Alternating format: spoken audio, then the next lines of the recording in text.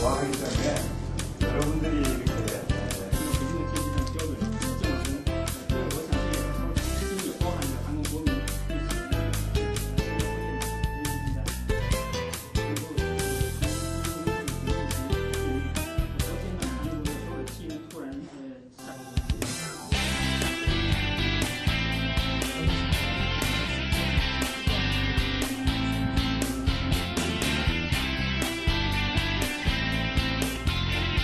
논문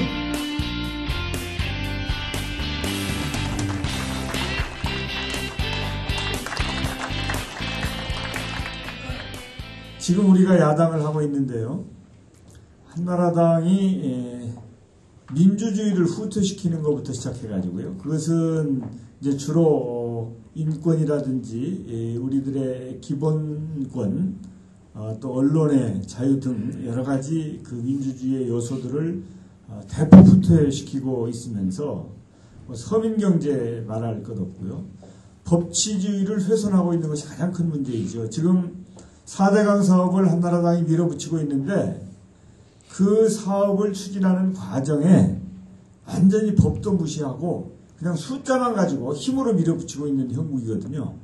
제가 뭐 시간이 많지 않기 때문에 자세히 말씀은 드리지 않겠습니다만은 국가재정법을 비롯해서 한 10여 가지의 법을 어기고 있어요, 지금. 그리고 국민을 막 속이는 일을 하고 있습니다. 대표적인 일이 뭐냐면 대운하를 안 하겠다고 해놓고 지금 4대강 사업은 대운하를 추진하기 위한 전 단계다. 그게 뭐냐면 보를 많이 만드는 거예요. 보는 이제 작으면 보고 좀 크면 댐 아닙니까, 그게. 그런데 보를 이렇게 많이 만드는 것은 배를 띄우기 위한 것이다. 그게 가장 큰 문제고요. 그 다음에 강바닥을 이렇게 파냅니다. 그걸 준설이라고 하지 않습니까? 준설을 한 2억 톤, 1억 톤, 2억 톤 정도만 하면 충분한데 5억 7천만 톤을 준설을 한다고 하거든요. 그러면 강바닥을 왜 너무 많이 파냐? 배를 띄우려면 많이 파야 된다는 것이죠. 그래서 너무 많은 보를 만드는 것과 그 보도 낙동강과 한강에 집중이 되어 있거든요.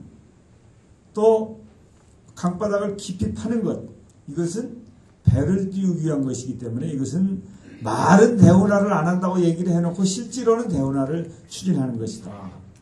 뿐만 아니라 돈도 원래 국가예산, 이거 복지예산과 교육예산, 지방에 줘야 되는 걸 왜 4대강에다 다 쓸어 넣느냐라고 비판하니까 그걸 줄이기 위해서 그 중에 3조 2천억을 수자원공사에다가 떠넘겼어요. 수자원공사에다가. 국가예산으로 하지 않고. 이것은 이제 분식 회계하는 거나 똑같은 것이죠. 국가예산에서 집어넣어야 될 것을 공기업에다가 떠넘기면 나중에 그 기업 망하면 그 기업이 공기업 국민의 것이니까 결국은 국민이 다 부담하게 되는 것이죠. 이런 걸 비롯해가지고 참으로 잘못된 것을 일방적으로 밀어붙이고 있어서 아시는 것처럼 이제 국회에서 다시 지금 여러 가지 어려움이 지금 벌어지고 있습니다. 이런 싸움, 민주당이 야당 아닙니까? 그렇기 때문에 국민들이 원하지 않는 일을 집권층에서 밀어붙이면 그것을 야당은 막아야 되는 게 야당의 책무인 것입니다.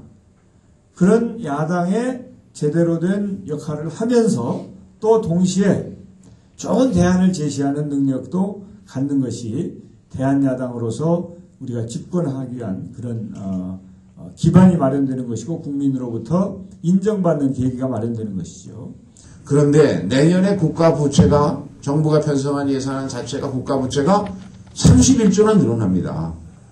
그러면 국민의 대표인 국회가 부자 감세로 거둔 돈은 예산 나라 빚을 줄이는 데 써야 됩니다. 그래서 나라빚 31조가 아니라 우리 민주당의 노력에 의해서 나라빚이 27조 3천억으로 줄어들었다. 이렇게 만드는 데 써야지 그걸 갖고 예산을 늘리는 데 쓸 수는 없다.